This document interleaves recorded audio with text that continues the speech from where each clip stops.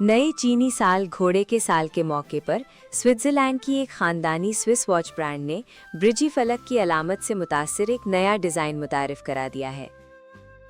Le cheval est un animal très apprécié en Suisse, mais aussi plus घोड़ा largement Switzerland में ही नहीं बल्कि सारी मगरिबी दुनिया में भी बेहद पसंद किया जाने वाला जानवर है। मैं ये भी जानता हूँ कि चीन की सकाफत में घोड़ा 12 नजूमी जानवरों में शामिल है और साल 2026 को घोड़े का साल करार दिया गया है। नया चीनी साल इस तख्लीक को सामने लाने का एक मुनफरिद जरिया बना। ये डिज़ाइन हमारे लिए वाकई बिल्कुल नया है। एक छोटे रिवायती स्विस घड़ी साज के तौर पर हम उमूमन फूलों के नक्शो निगार को ही पेशे नज़र रखते रहें, लेकिन रवां बरस ये पहला मौका है कि हमने नए चीनी साल और घोड़े के साल की मुनासिबत से एक खुसूसी डिज़ाइन तैयार किया है।